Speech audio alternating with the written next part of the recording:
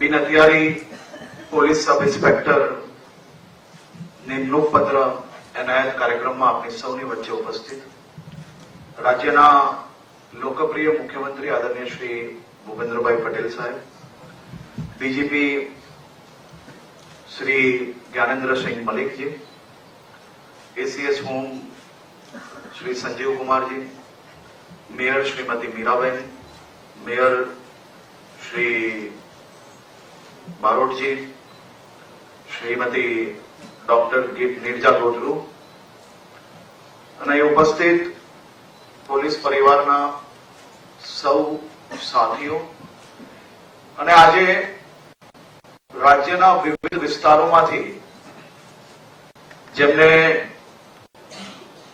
રાજ્યની શાંતિ, સલામતી, સુરક્ષા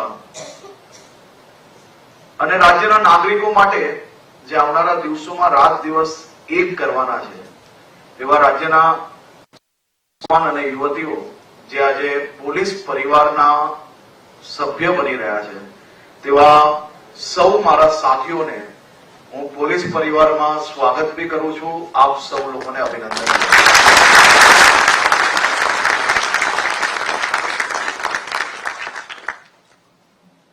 સામાન્ય રીતે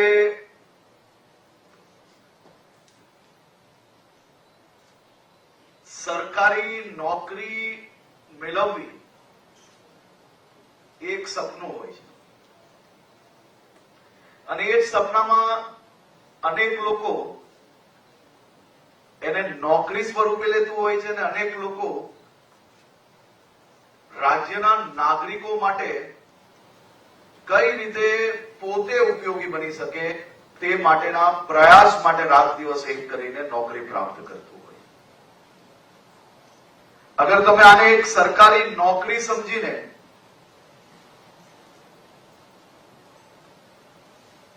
એક સામાન્ય પરીક્ષા આપી ને પાસ થયા ને હવે ચલો હું રાજ્ય સરકારમાં સરકારી નોકરી પ્રાપ્ત કરી લીધી એટલું વિચારશો તો તમે એક પીએસઆઈ તરીકે જરૂરથી ગુજરાત પોલીસની અંદર ભરતી પ્રાપ્ત કરી લીધી, પીએસઆઈ બની બી ગયા, પીએસઆઈ હવે તમે જ્યાર તક રિટાયર રહેશો ત્યાર તક થઈ રહેશો બી. પરંતુ જેને રાજ્યના નાગરિકોના હિતમાં કામ કરવું છે, ખરેખર રાત દિવસ એક કરીને જેને પરીક્ષા આપી છે, ગુજરાત પોલીસ પરિવારના સભ્ય બન્યા છો તમે અને જે રાજ્યના નાગરિકોના માટે કામ કરવા માંગતા લોકો હશે એને જરૂરથી બદલાવ લાવવાનો અવસર પ્રાપ્ત થશે ને થશે જ. કાલે અડધી રાતના હું દ્રશ્ય જોતો હતો એટલે તમે જે બધા પીએસઆઈ આજે જે બન્યા છો તમને લોકોને એવું લાગશે કે પોલીસ એટલે શું, આ 5 પુસ્તકમાં જે આપ્યું છે ને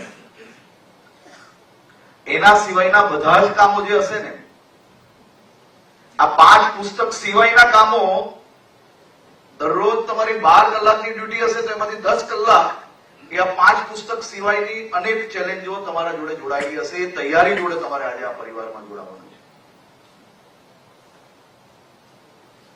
સામાન્ય રીતે નાગરિકોના મનમાં શું હોય, પોલીસ એટલે શું?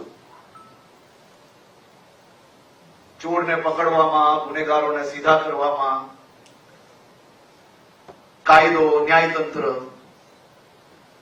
પોલીસ એટલે શું? તો એક જ વસ્તુ કે પોલીસ એટલે કે ગુનેગારોને સીધા કરવા માટેની એક ફોર્સ. પરંતુ કોઈએ પોલીસને નજીકથી જોયું હશે તો જ એને અંદાજો આવશે કે પોલીસ એટલે સમાજ જીવન જોડે જોડાયેલા જેટલા વિષયો છે એ વિષયોમાં જ્યારે ચેલેન્જ આવે એટલે સૌથી પહેલી પહોંચનાર ફોર્સનું નામ એ પોલીસ.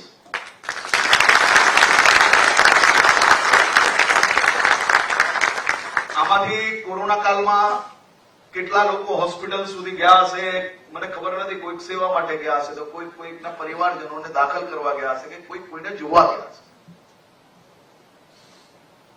કોરોના કાળમાં આપણે શું દેખાય? હોસ્પિટલ એટલે કે ડોક્ટર્સ, નર્સિંગ.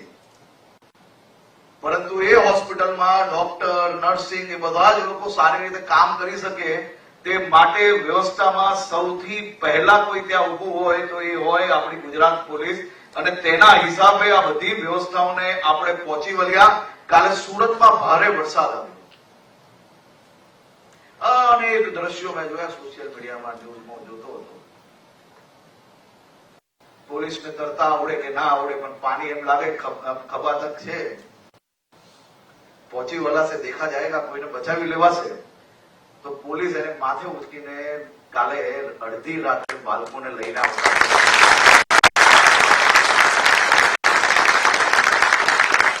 હવે એ પોલીસને તમે જઈને પૂછશો ને તો ખબર પડશે કે વહેલી સવારે કાલે કેટલા વાગે ઘરે નીકળેલા અને આજે વહેલી સવારે ક્યારે પાછા ઘરે પહોંચ્યા. પોલીસને કોઈ શિફ્ટ ના હોય. જયારે ચેલેન્જ આવે એટલે 24 hours 365 days પોલીસ એને હંમેશા ડ્યુટી માટે તૈયાર રહેવું પડતું હોય છે. અને આ ચેલેન્જ છે આપણા માટે, અને આ ભવિષ્યમાં બધી જ ચેલેન્જો તમને બી તમારી સામે આવવાની છે. પોલીસ એટલે કે આ કોર્પોરેટ જોબ નથી કે સવારે ઘરેથી નીકળ્યા અને સાંજે આપણે ઘરે કહ્યું હોય કે સાંજે 6 વાગે આવું છું પાછો, અને 6 વાગે એક્ઝેક્ટ પોલીસ સ્ટેશન થી નીકળવાના હોય ને એક અર્જન્ટ કોલ આવે એટલે બીજા દિવસે સવારે 6 વાગે બી તમે ઘરે પહોંચો કે ના પહોંચો એનું નક્કી નથી. પણ આવા સમયમાં આ બધી ચેલેન્જીસમાં તમે જયારે આજે પોલીસ પરિવારના સભ્ય બન્યા છો, તમે સૌ લોકો પીએસઆઈ ની પરીક્ષા પાસ કરી આવનારા દિવસોમાં ગુજરાતના અલગ અલગ ક્ષેત્રમાં લો એન્ડ ઓર્ડર તમે લોકો જયારે સંભાળવા જઈ રહ્યા છો, ત્યારે આપ સૌ લોકો આપણા પરિવારજનોને બી એટલું જ સારી રીતે એમની જોડે જોડાઈને રહો તેવી હું શુભકામનાઓ આપું છું. કારણ કે આજથી તો બધા હવે તમે સાહેબ બની ગયા. ગામમાં બધા કેવા મહિના સાહેબ હજી વાર છે? હા, કોને કોને લોકો સાહેબ કેવા મહિના ગામમાં? તમારા જે મિત્રો તમને આજથી સાહેબ કેવા મહિના ને એનાથી દૂર તમે હમણાં જ રહેવા માંગો.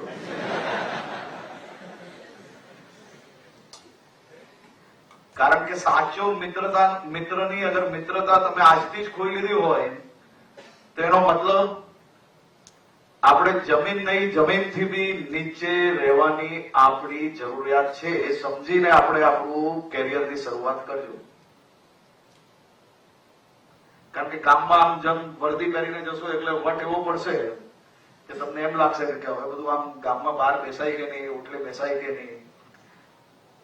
બધે જ બેસાય અને બધે જ આપણા કાન ખુલ્લા રાખવા જોઈએ, તો જ આપણી ઇન્ફોર્મેશનનો સોર્સ વધશે. મોઢું કેટલું ખોલવું હોય આપણે જાતે નક્કી કરવું, પણ કાન ખુલ્લા રાખશો અને દરરોજ વધુમાં વધુ લોકોને મળશો તો ભવિષ્યની અંદર ઇન્ફોર્મેશનની સોર્સ આપની વધતી જશે.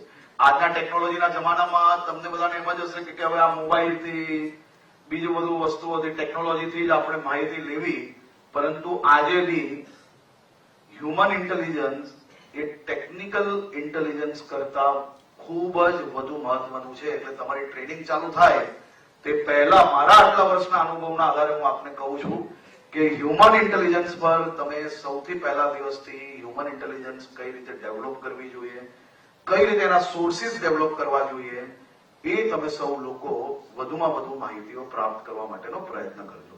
પીએસઆઈ બનીને જશો, ટ્રેનિંગ પૂરી થશે ને પોલીસ સ્ટેશનમાં જેવા જશો એવા સાહેબ બનીને ત્યાંના જે સ્ટાફ છે એની જોડે વર્તન કરવાની બદલે ત્યાં એ પોલીસ સ્ટેશનમાં સૌથી જૂના કોન્સ્ટેબલ જે હોય, જે ભલે ઉંમરલાયક હોય, એમને મોબાઈલ વાપરતા ભલે ના આવડતો હોય, પણ એની પાસે પોલીસ સ્ટેશનની જે માહિતી હશે એ માહિતી તમે અધિકારી બની ગયા છો તોય તમને વર્ષો સુધી નહીં મળે.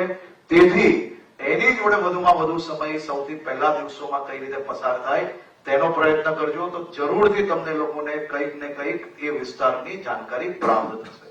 આજે 449 યુવાનો ગુજરાત પોલીસના સભ્ય બન્યા છે. છેલ્લા અનેક વર્ષોમાં જેમ ડીજીપીએ કહ્યું કે ગુજરાત સરકાર દ્વારા જે પ્રયાસો કરવામાં આવ્યા છે છેલ્લા 10 વર્ષમાં 54,590 જગ્યાઓ પર ટ્રાન્સપરન્સી જોડે ભરતી કરવાનું જે સૌભાગ્ય આપણે ગુજરાતને પ્રાપ્ત થયું. છેલ્લા 5 વર્ષમાં 15,653 મહિલા કર્મચારીઓની ભરતી કરવામાં આવી છે. 15,653.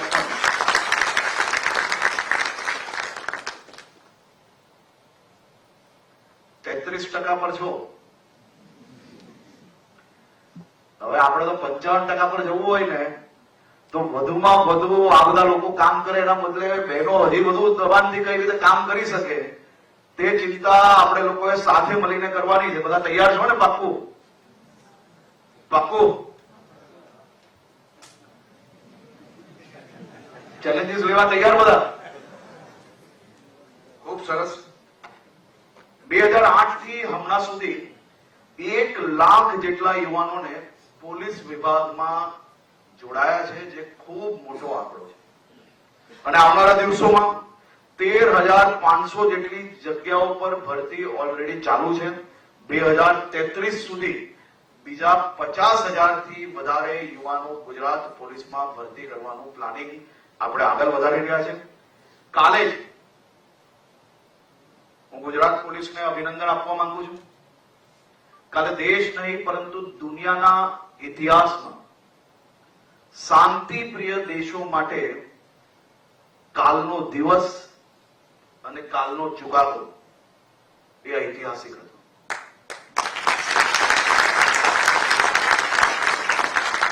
આ ચુકાદો એ માત્ર અમદાવાદ નહીં, ગુજરાત નહીં, સમગ્ર ભારત દેશના સર્વ નાગરિકોને એ વિશ્વાસ અપાવે છે કે આતંકવાદ માટે આ દેશમાં કોઈ જ જગ્યા નથી અને આતંકવાદીઓને ગમે તેવો પ્રયાસ એ લોકો દ્વારા કરવામાં આવે એમને છોડવામાં નહીં આવશે. તેનો સ્પષ્ટ સંદેશ કાલે એ ગુજરાત હાઈકોર્ટના આ ચુકાદામાં સ્પષ્ટ નજરે પડી ગયો છે. આ ચુકાદો કાલે આવ્યો. 38 આતંકીઓને ફાંસીની સજા સંભળાવવામાં જે આવેલી હતી સ્પેશિયલ કોર્ટ દ્વારા, તે ત્યારે બહાલી આપવામાં આવી.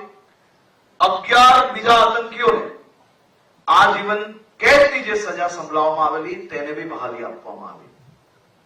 આ 38 પ્લસ 11 એટલે કે 49 આતંકીઓને આ સજા સંભળાવવામાં સફળતા કઈ રીતે પ્રાપ્ત થઈ? હું આજે ગુજરાત પોલીસની અમદાવાદ સિરિયલ બોમ્બ બ્લાસ્ટના ઇન્વેસ્ટિગેશન ટીમને ખૂબ ખૂબ અભિનંદન આપું છું, જેમને રાત દિવસ એક બી એવો કોઈ પાસો છોડ્યો નહીં કે જેના કારણે આ આતંકીઓને કોઈ બી પ્રકારની છૂટ મળી શકે. આ આતંકીઓને આટલી મજબૂત અને ઐતિહાસિક સજા સંભળાવવામાં જો સફળતા મળી હોય તો તેની પાછળનું સૌથી મોટું અને સૌથી પહેલું કારણ એ ઇન્વેસ્ટિગેશન હોય છે. તે પછી સરકારી વકીલો, સ્પેશિયલ કોર્ટ, હાઈકોર્ટના સૌ વકીલો અને હાઈકોર્ટની જ આખી જસ્ટિસ સિસ્ટમને આજે હું રાજ્યના સૌ નાગરિકો વતી ખૂબ ખૂબ આભાર માનું છું. હું આજે ભરતી બોર્ડના અધ્યક્ષ અને એમની આખી ટીમને અભિનંદન આપું છું. મેં બી અનેક ભરતીઓ જોઈ છે. ખૂબ ટ્રાન્સપરન્સી જોડે ખૂબ જ સ્મૂથલી ભરતી સમાપ્ત કરી અને ભવિષ્યની અંદર બી જે બીજી ભરતીઓ ચાલે છે તેમાં બી આ જ રીતે સારી રીતે કામગીરી આગળ ચાલી રહી છે. હું ભરતી બોર્ડની આખી ટીમને અભિનંદન આપું છું અને હું વિશ્વાસ રાખું છું કે આવનારી ભરતી બી આપ સૌ લોકો આ જ સ્પીડથી અને આટલી જ ઝડપથી તમામ ઉમેદવારોને એનાયત પત્ર આપણે આપી શકીએ તે દિશામાં આપ સૌ લોકો જે કામગીરી કરો છો તે બદલ હું રાજ્ય સરકાર, મુખ્યમંત્રી શ્રી વતી બી આપનો આભાર માનું છું અને આ સૌ યુવાનો વતી બી તમને અભિનંદન અને આભાર માનું છું. આ જ રીતે આપણે ફરી એકવાર મારા સૌ સાથીઓ તમારું ગુજરાત પોલીસ પરિવારમાં સ્વાગત કરું છું.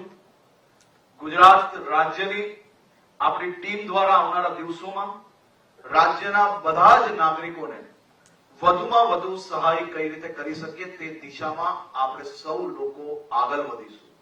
સાથે સાથે આ વર્ષે રાજ્યના ગૃહ મંત્રાલય દ્વારા એક ખૂબ જ મહત્વનો નિર્ણય લેવામાં આવ્યો છે. કે રાજ્યના તમામ પોલીસ હેડક્વાર્ટરોના ગ્રાઉન્ડ એ રાજ્યના તમામ નાગરિકો જે કોઈ પોલીસ ભરતીમાં ભાગ લેવાના હોય તે લોકોને ટ્રેનિંગ માટે ખુલ્લા મૂકવામાં આવે. એની સાથે સાથે મોટા ભાગના જિલ્લાઓએ આ વખતે ત્યાં આપણે કોઈ બી પ્રાઇવેટ ટ્યુશન ક્લાસીસ ના લેવા પડે તે માટે અનેક પોલીસ અધિકારીઓને બી ટ્રેનિંગમાં જોડ્યા. અને આવનારા દિવસોમાં હું આપ સૌને આગ્રહ કરું છું કે પોલીસમાં કામગીરી વધુ સરળતાથી સારી રીતે તમે અગર પાસ બી થઈ જશો તો ત્યારે જ કરી શકશો જ્યારે તમે બધા જ લોકો એક સાથે ટ્રેનિંગ કરતા હોય. આપણે કોઈ પ્રાઇવેટ ક્લાસીસની અંદર જવાની બદલે પોલીસ દ્વારા જે પહેલા ફિઝિકલ ટ્રેનિંગ અને આવનારા દિવસોમાં હજી બી મોટા પાયે તમને લોકોને ટ્રેનિંગ આપી શકે તે માટે અમે વ્યવસ્થાઓને આગળ વધારી રહ્યા છે. પણ મારો આપને આગ્રહ છે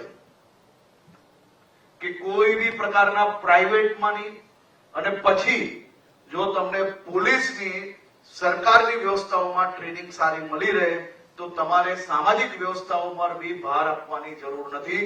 આપણે વધુમાં વધુ પોલીસ અને રાજ્ય સરકારની આ વ્યવસ્થાનો ઉપયોગ કરીએ જેથી ત્યાં ખૂબ મોટી સંખ્યામાં ઉમેદવારો તમારી સાથે ટ્રેનિંગ કરતા હશે તો તમામ લોકો પાસેથી તમને અનેક વિષયોની જાણકારી મળશે, અનેક ક્ષેત્રની જાણકારી મળશે, સામાજિકની બધી જ પ્રકારની જાણકારી મળશે અને બધા જ લોકો ટીમ ગુજરાતના સાથી તરીકે આપણે આગળ વધવાની ભાવના બી આપણી વધશે. તેથી મારે આપ સૌને આગ્રહ છે કે વધુમાં વધુ પોલીસ દ્વારા, જિલ્લા પોલીસ દ્વારા જે ગ્રાઉન્ડોની વ્યવસ્થા કરી હોય તેમાં આપ સૌ લોકો ટ્રેનિંગમાં જોડાવો અને ત્યાં કોઈ બી પ્રકારની વ્યવસ્થાઓમાં તકલીફ હોય તો આપ ઉપરી અધિકારી અથવા અમારી ઓફિસમાં જાણકારી કરશો તો અમે એની અંદર બી સુધારો લાવવાનો 100% પ્રયાસ કરશો.